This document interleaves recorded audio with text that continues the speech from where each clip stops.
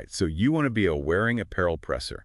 Getting those crisp collars, those perfect creases, it's an art. It really is. And we're diving deep into how to ace that interview, getting you ready to steamroll the competition. We've got career guides, interview questions, even RoleCatcher's AI, everything to help you stand out. Because it's more than just knowing your way around an iron, right? We're talking different fabrics, handling delicate items, understanding what employers are looking for. It's a surprisingly skilled field. Exactly. Like I've got the Wearing Apparel Presser, the complete career guide right here. Yeah. And it says they don't just work in dry cleaners. Oh, really? Where else? Factories, manufacturing, even some retail spots need that pro touch. See, that's interesting, and that's key for interviews, right? Knowing those different environments, it helps tailor your answers to the specific job. Makes sense. And speaking of tailoring, RoleCatcher actually has these in-depth career guides too, right? They get into the nitty-gritty of different workplaces, which is super helpful. That's awesome. Okay, so let's dive into some questions then. What experience do you have with various ironing and pressing equipment?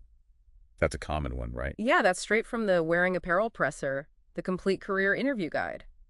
It seems pretty simple on the surface, but I bet they're looking for more than just like, I own an iron. Right. Definitely got to step it up. Definitely. Specificity is key here. What types of irons have you used? Have you worked with industrial ones? Any brand names you know? Oh, good point. Like showing you've done your research. Exactly. Yeah. Even mentioning things like vacuum presses, hand presses, even if it's just to say, hey, I'm eager to learn those, it shows you're aware of the tech. It's like the difference between using a basic sewing machine and one with like a million fancy stitches, you know? Exactly. Okay, how about this one? How do you handle a situation where you accidentally scorch a garment? Oh gosh, that's my biggest fear when ironing. Yikes. Yeah, it's a tough one. They're really trying to see a few things there. Your honesty, how you problem solve, your grace under pressure. So how do you even start answering that? Well, first off, don't deny ever making a mistake. Everyone has. True. Talk about assessing the damage. Was it fixable? Did you try to fix it? And importantly, what did you learn from it? How would you prevent it from happening again? That makes a lot of sense. Taking responsibility is huge. It really is. And I feel like this is where RoleCatcher's AI could be super helpful, right? For practicing those answers. It's like having a coach. Exactly. It gives you feedback on your delivery too, not just what you say. Super helpful for tricky questions like that. That's awesome. Okay, what else? What about fabric knowledge? Ah, yes. Yeah. That's essential. What's your experience with different fabric types and their specific pressing requirements? That's a big one. This is where the passion for the craft shines through, I bet. Yeah, for sure. It's not just, oh yeah, I can iron anything. Right. You want to talk about cotton, linen, silk. Each one needs a different touch. Absolutely. Think about the temperature, the steam, the technique.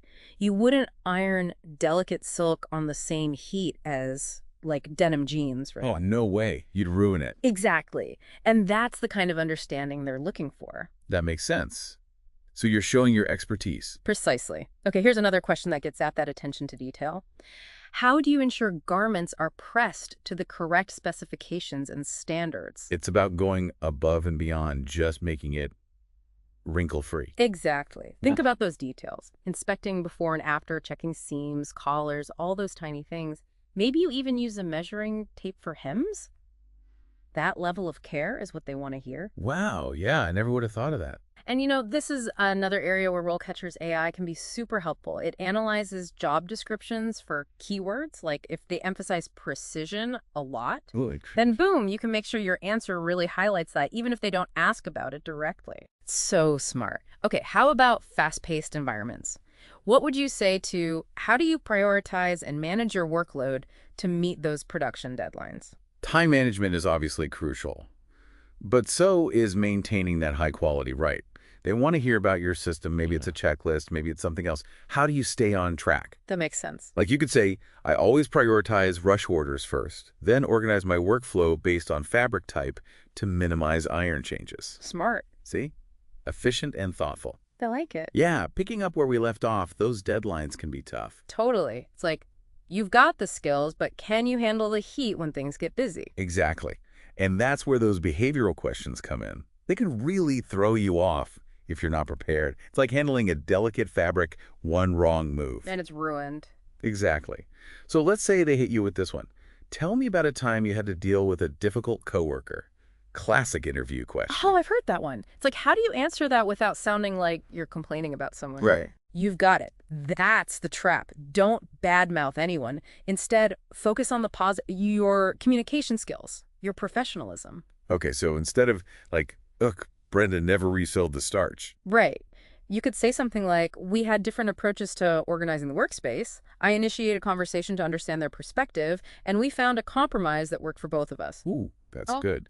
Turning a negative into a positive. Exactly. Problem solving, teamwork, all those good things. But actually saying that confidently in an interview, I'd be so nervous. This is where RoleCatcher's AI practice would be amazing. Oh, absolutely. You can rehearse those scenarios, get feedback on your delivery so you're not caught off guard in the real thing. That's so helpful.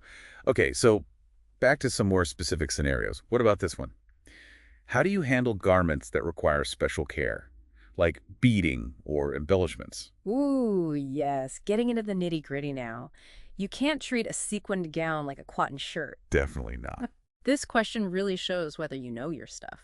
Mentioning things like pressing cloths, sleeve boards, all those tools that protect delicate items. Like using a cool iron on beading so you don't melt them. Exactly. Share those details. Even if you haven't encountered every single embellishment, emphasize your willingness to learn, to follow instructions carefully that shows you care about quality. And that you're not going to ruin someone's expensive dress. Okay, this next one seems like it's about efficiency. What strategies do you use to ensure you are meeting or exceeding production quotas? Yes, time management is key here, but also maintaining that high quality right. They want to hear about your system. Do you have a checklist? What's your process? So it's not enough to just say, I work quickly. Nope. Give them the specifics. Like, I always prioritize rush orders first, then organize my workflow based on fabric type to minimize iron changes. Okay, yeah. I can see how those details make you stand out. Exactly. And if you've consistently exceeded quotas before, now's the time to mention it. Numbers speak louder than words. Oh, for sure. Like in my previous role, I always finished my work at a schedule. Even better. In my previous role, I regularly exceeded my daily quota by 10% while maintaining a 99% quality rating. Wow, that's impressive. Okay, last one for this section, and this one always makes me nervous. What are your career goals? Or where do you see yourself in 5 years? The dreaded future question. Don't panic. They're looking for ambition, but also how you fit with their company. So not just, I want to be the CEO of ironing. Right. Think about it more like, I'm eager to master industrial pressing techniques and see myself taking on a supervisory role, training new hires, perhaps even specializing in delicate garment care. So growth within the company, that makes sense. And this is another place where those RoleCatcher career guides could come in handy, right? Seeing potential paths within the field. Absolutely. Research is key, so you sound informed and invested. Makes sense. So we've tackled those technical questions and some trickier behavioral ones. But there's more to this than just interview prep, right? So we've talked a lot about like specific interview questions. But what about those, I don't know, those skills that impress no matter what the job? You mean those transferable skills? Yes, those. Those are key. Think of it like having all these different pressing techniques up your sleeve. They can apply to so many situations. I like that. Like attention to detail, that's huge. Time management, problem solving, those are vital in any workplace. Absolutely. And RoleCatcher actually points these out in their career guides. Right, they do. It's like they're saying, hey, wearing apparel presser means you're already good at this, this, and this. Which is so helpful. Yeah. Because sometimes it's hard to see those connections yourself. It's true. So let's say they ask, how do you handle working under pressure? You could answer in a way that connects back to your experience, like, in my previous role, meeting tight deadlines during peak seasons was crucial. I always made sure each garment was still pressed to perfection. So you're not just saying, I'm organized. You're proving it. Exactly. And don't be afraid to pull examples from outside of work, too. Volunteering, hobbies, they all show different sides of you. Oh, that's a good point. Like if you're into crafting or something. Exactly. Like my quilting hobby really honed my precision and patience, skills that are directly applicable to this role. That makes you so much more memorable than just listing off like generic skills, you know? For sure. Now, what about those curveball behavioral questions? Those always trip people up. Yes. Like what do you even say to those? Well, remember, they're trying to see how you think on your feet. So let's say they ask, tell me about a time you went above and beyond for a customer. This is your chance to shine. Okay, so not just, I always try my best. Right. Tell a story, make it memorable. Like, I had a client who needed a dress altered last minute. I stayed late to make sure it was done, carefully pressing those new seams so it looked flawless. They were so grateful, and it really reinforced my passion for exceeding expectations. Wow. See, that's a good answer. But, like, thinking on your feet to come up with something like that in the moment, that's tough. It is. But that's where practicing with RoleCatcher's AI can be a game changer. You can refine those stories, make sure they land. It's like having a rehearsal before the big show. Exactly. Okay, one last thing. Remember, an interview is a two-way street. Have some questions ready for them. Oh, right. Good point. It shows you're really interested. Yes, like, what are some of the biggest challenges someone in this role might face? Or what opportunities for growth are there within the company? Ooh, those are good ones. Shows you're thinking long term. Exactly. You're not just looking for a job, it's a step in your career journey. That's a great way to put it. So to wrap things up, it's about showcasing those technical skills, those hidden strengths, and really just being yourself.